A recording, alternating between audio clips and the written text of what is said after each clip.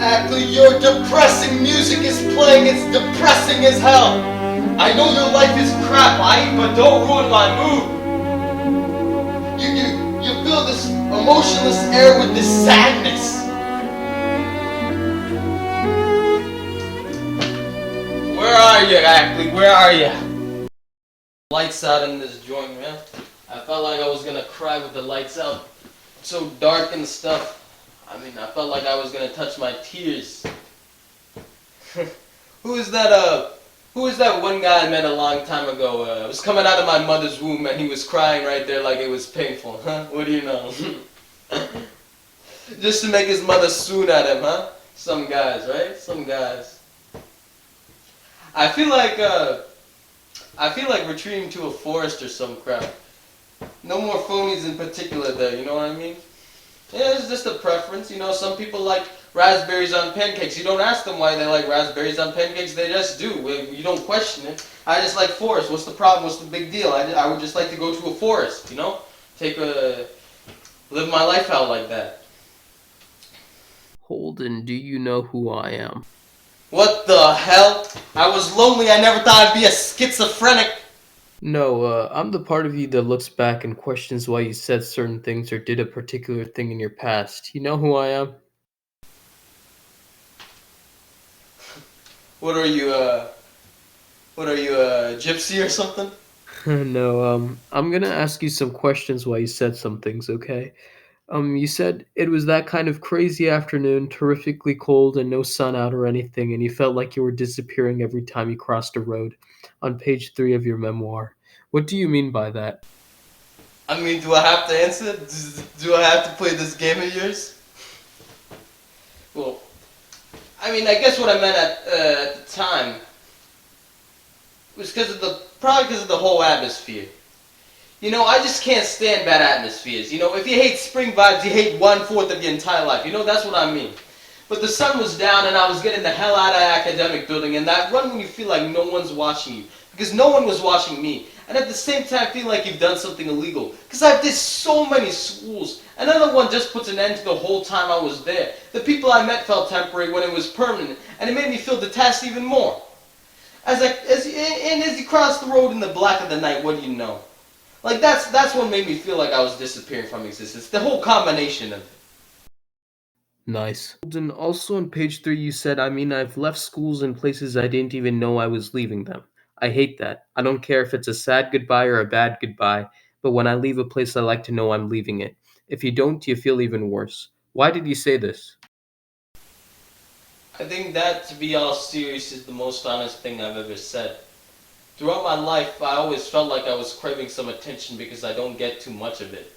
Like, with Jane Gallagher, that was the only person I could have an honest, intimate heart-to-heart to, but she was never around. And old Phoebe, I only got to meet at the end, you know? That's exactly why I didn't give Maurice his money. I wanted him to beat me up. I wanted him to stay in my room and talk to me. I feel like craving attention is the most humiliating thing a person can admit, but I admit it. When I leave a friend group, I don't want them to not notice. I want them to notice and feel bad about it. And that's the same thing with Pencey. I want the Pencey people to know that I'm leaving. So I don't feel bad that no one cares, so. Everyone has felt it, but I just admit it. And it's intellectual, I know, but you might even understand this. Ouch. Holden, on page 25 you say you are a pacifist after getting into a fight with Stradlater. After hearing all your negative thoughts about the world, this came as a surprise and maybe a contradiction to a lot of people. Why fight Stradlater when say you are a pacifist, and why say you are a pacifist at all? I'm bored as hell, man. You got nothing better to do. You could watch a movie, but you hate movies like Poison, yet you keep watching them. Can you explain that? You know you're a really corny person. You're a very corny person. You really are. I'm a part of you. What am I doing talking to myself? I swear I'm a madman. I swear. If you really want to hear about it, I'm a pacifist because Stradlater was messing with someone I really cared about. You know? Because there's a line I just can't seem to cross. If a girl tells me to stop, I stop. No matter how much I want to punch a person's face, I just can't. There's something about seeing the center point of the eyes, nose, and mouth that I just don't want to go near. Thinking about seeing the way the nose curves and popping it from the way it naturally is scares me. That's why I'm a pacifist, if you want to know the truth. I just don't want to mess up what shouldn't be messed up. There's some things in nature that shouldn't be changed, and that's why I'm a pacifist. Okay, Mr. President. Holden, on page 67, you said, I don't understand boring guys. I really don't. Skip several lines, they don't hurt anybody, most of them, and maybe they're secretly all terrific whistlers or something. What does this say about you and your understanding about eccentricity and being eccentric yourself? I don't understand a lot of things in this world. It's way too damn filled up with too much information. Think about it. Humanity's been around for like 300,000 years, right? So many generations pass, and every generation, there's so much information they bring, starting from the top all the way down to me. How was one person able to understand all that? You can't. You really can't. And how was one person able to remember or even explore all that? You can't. And it's humanity. It's important. This stuff's important. You know, to talk to you about eccentricity, everyone is weird, you know? I hate when someone has cheap suitcases. Can you explain that? You can't. You really can't. And I'm weird in that way. But I guarantee in some generation ago, there's someone exactly like me that has the same problem. But I don't understand it because, you know, I don't get to know about those generations. You know, that's my understanding. If I gathered all the people from time before time in one room, I wouldn't be eccentric anymore. Not only that, I'd have my own group. Like how the guys that are on the basketball team stick together. The Catholics stick together. The damn intellectuals stick together. The guys that play bridge stick together. Even the guys that belong to the damn Book of the Month Club stick together. And if my brother or me ever write about it, you know, the Holdens will stick together. I guess it'll be a movie then. Moron. Actual moron. But if it does ever happen, I'd like Rita Hayworth to play me. You know, she's a prostitute and all, but, you know, I think it'd be pretty cool. Holden, on page 83, you said, when I do die, I hope somebody has sense enough to just dump me in the river or something. And that sounds very, very depressing. If someone who cared about you heard this, how would you explain it to them?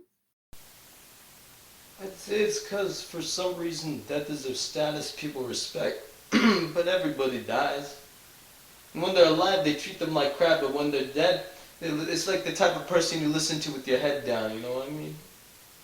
That's no accomplishment. It's just like getting married or having a kid. People say congratulations, but anyone can do it. It's no big deal. It's a facetious thing to say, if you ask me. You should say congratulations when someone invented something you buy, or if you've done something like being the captain of the fencing team. That's someone to congratulate someone about. I never congratulated Stradlater because he was a handsome guy. You know, he was born with it. I'm the one that did his homework. You know, what did he do to get so handsome? You congratulate when you do something. That's the important part about it. Because I didn't do so much in my life, so I don't want to be part of the sympathy group at the graveyard.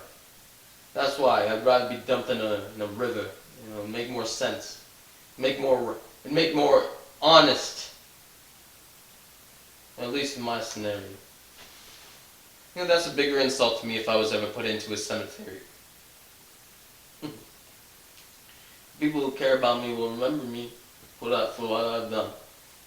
That's the important part. Well, 5 questions, huh? That's all you have to ask me? I guess this is farewell. I don't know what to say, buddy. I was mean to you, but see ya.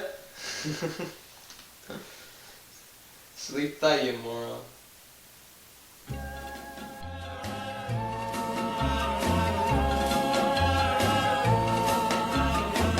Every night I hope and pray a dream lover will come my way, a girl to hold in my arms and know the magic of her charms. 'Cause I want a girl to call my own. I want a dream lover so I don't have to dream alone.